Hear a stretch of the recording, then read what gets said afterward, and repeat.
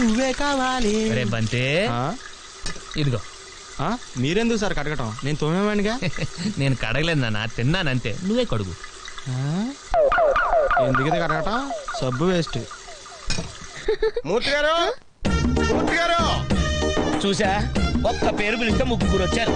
ఇది పద్ధతి అంటే. కానీ పిలిచిన ఆయన మాత్రం రాలేదు. అదో పద్ధతి. మూర్తి గారు లేరండి? మూర్తి గారు ఆయన బ్రదరు వాళ్ళ ఫ్రెండ్ ఇంట్లో గృహప్రవేశం ఉంటే అక్కడికి వెళ్ళారండి. మీరు? మగపిల్లి వారి తరపు నుంచి వచ్చాం. అంటే పెళ్లి కొడుకు నాన్న ఉన్నాడు కదండి, ఆయనకు ఓ నాన్న ఉన్నాడండి, ఈయనకి ఓ నాన్న ఉన్నాడండి.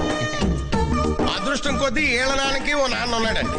ఈళ్ళ నాన్న నాన్న, ఆళ్ళ నాన్న నాన్న అన్నదమ్ములు పెట్టలేదు. ఓహో. ఈడు అదృష్టం కొద్దీ ఈడికో బెల్లం ఉందండి, అది నా సెల్లులండి. నా దురదృష్టం కొద్దీ నేను ఈడికి బావనండి. ఇంతకీ మీరు పెళ్లి కొడుకు ఏమవుతారో చెప్పలేదు? అయితే మీకు అర్థం కాలేదన్నమాట.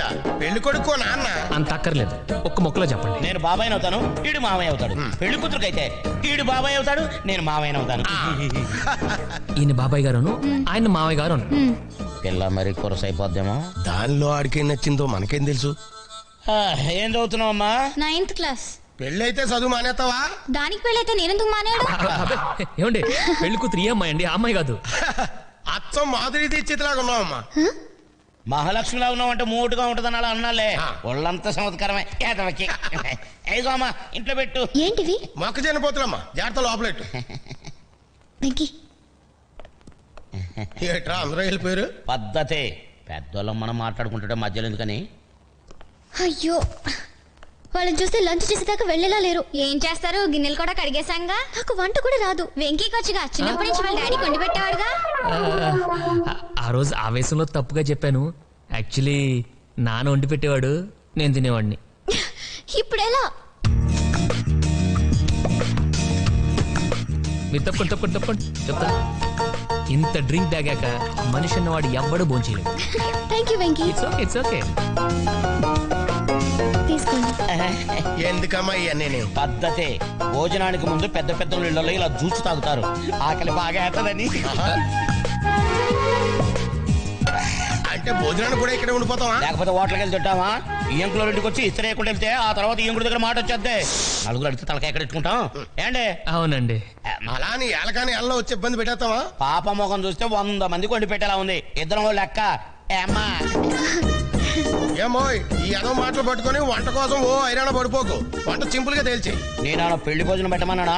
ఓ కలకూర పప్పు, ఓ కూర చాలు. పప్పులో ఉల్లిపాయలేకమా వీడి గ్యాసు. కానీ ఎప్పుడు లేకపోతే కేతవకం పోతుంది కదా. నువ్వు మాత్రం అప్పుడాలు ఒడియాలు లేకుండా ఎప్పుడైనా తిన్నావా? అవి మళ్ళీ పెసలుగా చెప్పాలా? పాప ఎప్పుడు చేశాక అదే మూకలో ఒక 1 డజన్ అప్పడాలు, 1 డజన్ ఒడియాలు ఏం చేద్ది.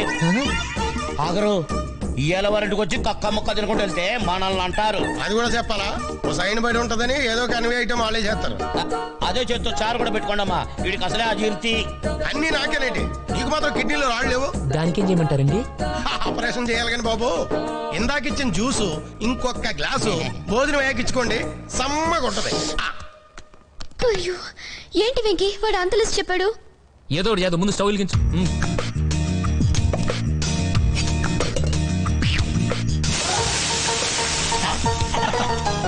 ప్రతి నిమిషానికి ఇలా నీళ్లు చల్లుతూ ఉండండి, ఓకే?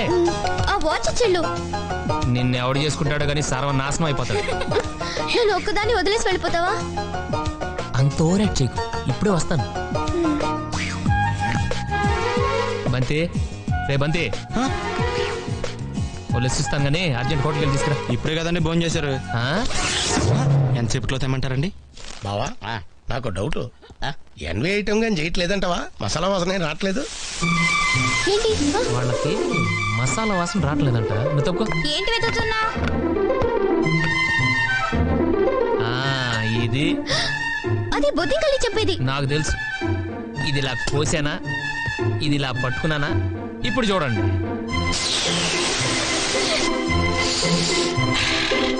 చూసా, గసగసాలేసి నూరినట్టు కమ్మగా ఘాటుగా ఎంత చక్కని వాసన వస్తుందో. పద్ధతి లేనేదో.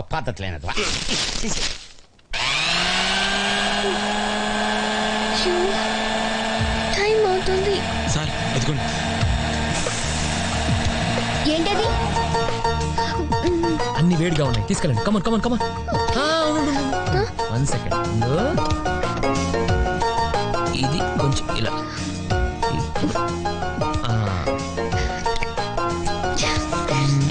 అది కొంచెం అలా. ఓకే, ఇప్పుడు నిజంగా వంట చేసినట్టు ఇక వెళ్ళి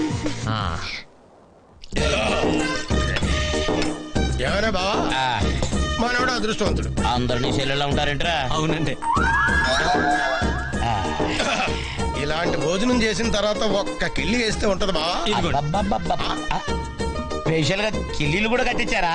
అబ్బే స్పెషల్ గా చెప్పక్కర్లేదండి, భోజనం ఆర్డర్ అయితే కిల్లి వాళ్ళే ఫ్రీగా ఇస్తారు. అబ్బే మీలాంటి వాళ్ళు ఇంటికి వచ్చినప్పుడు కిల్లి గురించి పెద్ద స్పెషల్ గా చెప్పాలా అంటున్నాడు.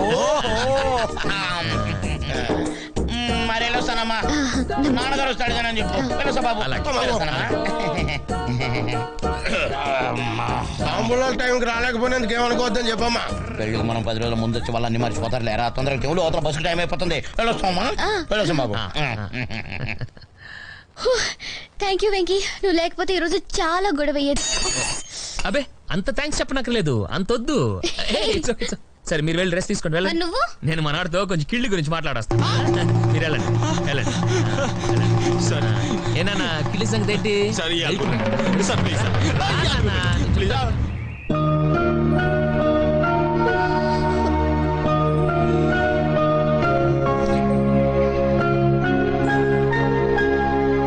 Good morning. Good morning. ఇప్పుడే లేచావా? 9 దాకా పడుకోవడానికి కూడా మనిషికి అదృష్టం ఉండాలి. ఎక్కడికి? ఇంటర్వ్యూకి. Venky best of luck. Thank you thank you.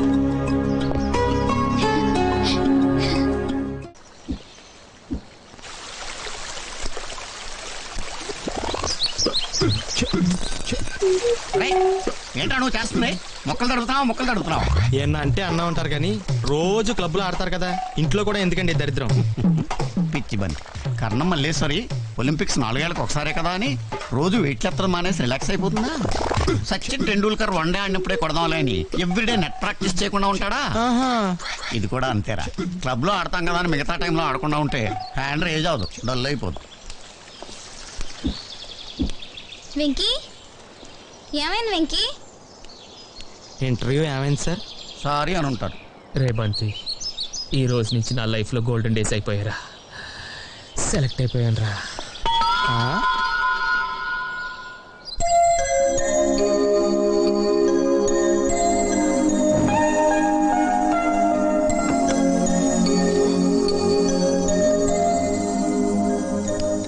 ఏంటి సార్ పార్టీ ఎప్పుడు ఇస్తున్నారు? ఎందుకు? జాబ్ వచ్చింది కదా, వస్తే జీతం ఇస్తారు కదా. కావాలంటే జాబు జీతం 2 నువ్వే తీసుకో, పార్టీ కూడా ఇవ్వక్కర్లేదు. అంటే నీకు పని చేయడం ఇష్టం లేదా? ఉద్యోగం చేయటం ఇష్టం లేదు. నాకు తెలుసు, మీ డాడీ ఉత్తరంలోనే రాశారు. ఫైనల్ గా చెప్తున్నాను, ఆ ఉత్తరం గురించి ఎత్తుకో. లేకపోతే ఏంటి, మీ నాన్నవ నువ్వు విమానం ఎక్కి విదేశాలు వెళ్ళాలంటుంటే నువ్వు ఇక్కడ ట్రాక్టర్ ఎక్కి పొలం తులుతానంటావు. తప్పేంటి? తప్పు కాక ఇంకేంటి? ఇన్నాళ్ళు కష్టపడి చదివించింది నువ్వు అనకాపల్లిలో వ్యవసాయం చేసుకోవడానికా? అంటే 25 ఏళ్ళు నన్ను పెంచారు కాబట్టి నేను అమెరికా వాళ్ళు 10 ఏళ్ళు డబ్బులు పంపిస్తే లెక్క సరిపోద్ది చెల్లు. ఇదేమన్నా బిజినెసా? ఇప్పుడు నేను అమెరికాకి వెళ్ళి డబ్బులు సంపాదించి కారు కొంటాను, దాని పక్కన నిలబడి ఓ ఫోటో తీయించుకొని పంపించాలి. అంతేగాని దాంట్లో మా నాన్న ఎక్కించుకొని తిరగలనా? లేదు.